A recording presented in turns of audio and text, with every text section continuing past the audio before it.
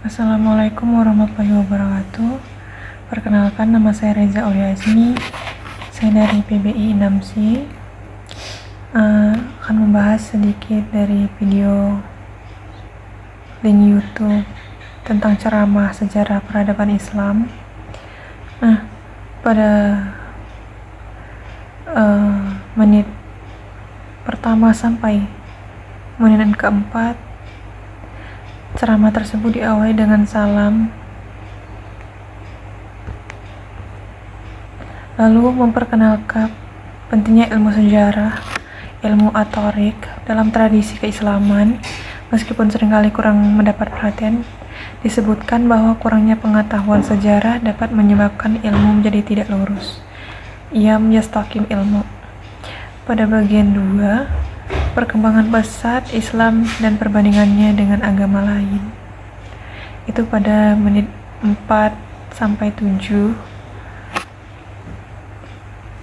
Pembicara menyoroti perkembangan pesat agama Islam dalam waktu kurang dari 100 tahun sejak masa kenabian dibandingkan dengan agama-agama Samawi sebelumnya, yaitu Yahudi dan Kristen.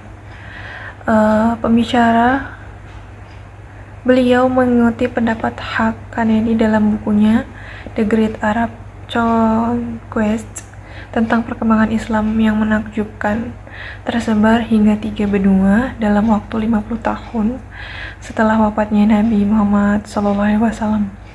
Perkembangan ini meliputi Mesir, peradaban Koptik, Levant atau peradaban Romawi, dan Persia, peradaban Persia.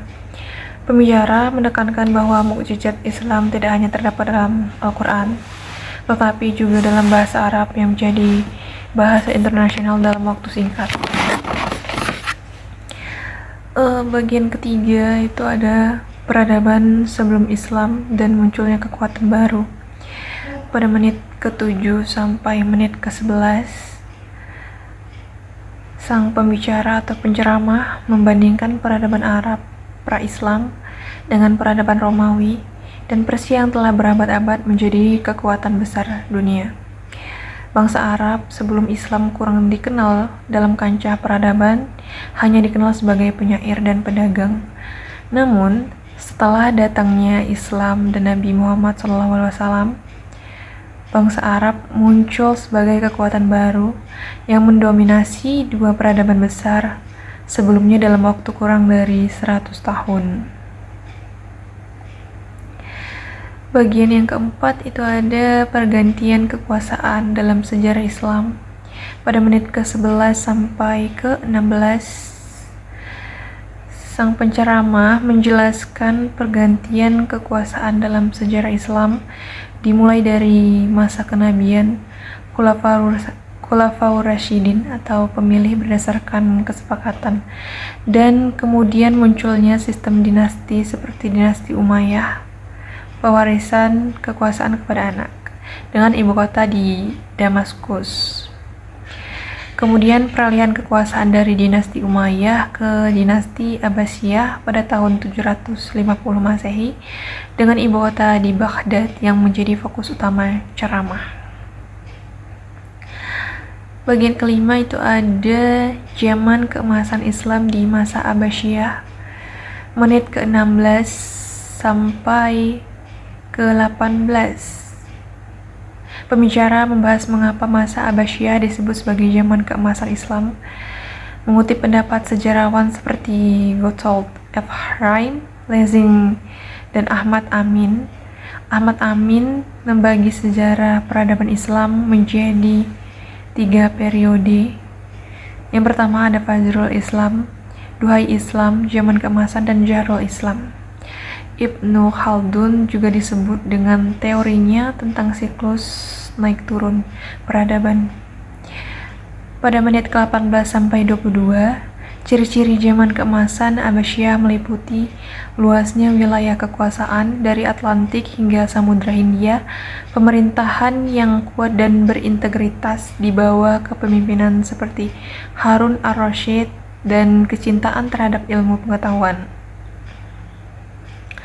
Wahyu pertama kepada Nabi Muhammad SAW tentang membaca dan menulis dihubungkan dengan pentingnya ilmu pengetahuan.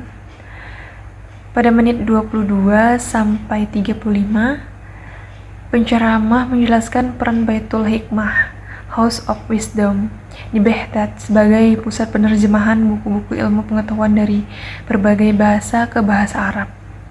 Beliau menyebutkan beberapa tokoh ilmuwan muslim di berbagai bidang: Al-Khwarizmi, matematika; Jabir ibn Hayyan, kimia; Al-Kindi, filsafat; Ibnu Sina, kedokteran; Az-Zahrawi, kedokteran bedah; Ibnu Rushd, kedokteran dan filsafat; dan Ibnu Al-Haytham, optik. Pembicara juga menjelaskan bagaimana ilmu pengetahuan dari Yunani kuno diakses melalui terjemahan Arab. Ia juga membahas pentingnya integrasi antara ilmu umum dan ilmu agama pada masa Abbasiyah.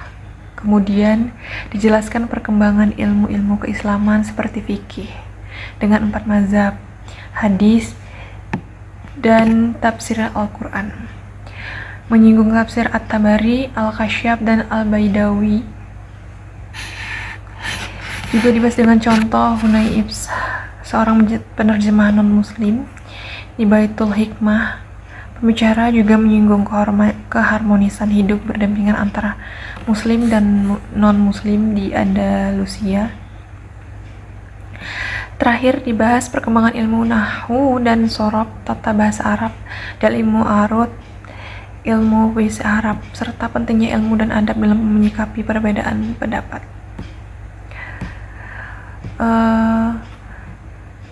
Pada menit 35 sampai ke akhir terdapat sesi tanya jawab. Pertanyaan pertama membahas peralihan kekuasaan dari dinasti Umayyah ke Abbasiyah yang disertai pertumpahan darah.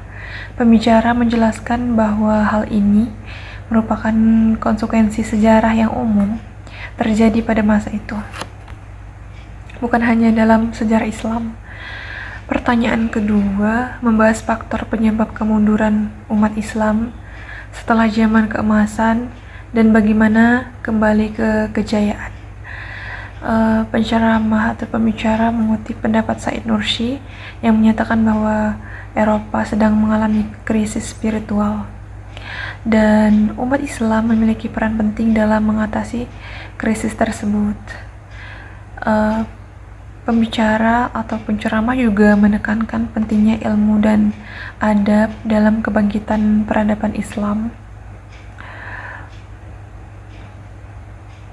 Nah, selanjutnya pelajaran yang dapat dipetik dalam video tersebut yaitu pentingnya ilmu sejarah, memahami sejarah untuk meluruskan ilmu dan mengambil hikmah. Yang kedua, kecepatan dan luasnya penyebaran Islam, yaitu mukjizat yang bukan hanya dalam Al-Quran tetapi juga dalam akhlak dan dakwah. Yang ketiga, ada zaman keemasan Abbasiyah sebagai contoh kepemimpinan yang kuat, kecintaan pada ilmu dan integrasi ilmu umum dan agama. Lalu peran ilmu dan akhlak dalam kebangkitan bukan hanya kekuatan fisik tapi juga spiritual dan moral. Selanjutnya, siklus peradaban. Setiap peradaban mengalami pasang surut dan umat Islam harus mempersiapkan diri untuk masa depan. Nah, lalu ada komitmen dan upaya. Bagian ini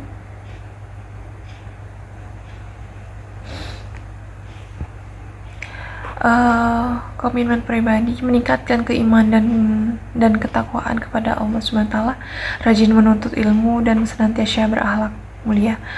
Upaya di lingkungan keluarga, mengajarkan sejarah Islam kepada keluarga, menanamkan nilai-nilai akhlak mulia, dan menciptakan suasana pelajar yang kondusif.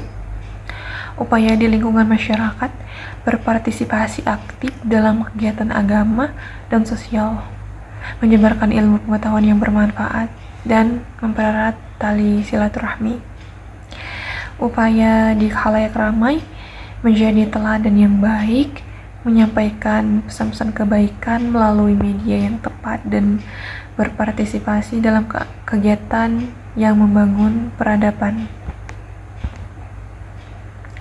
Baik, itu saja mengenai pemahaman saya tentang video ceramah tentang sejarah kebudayaan Islam yang ada di YouTube tersebut. And wassalamualaikum warahmatullahi wabarakatuh.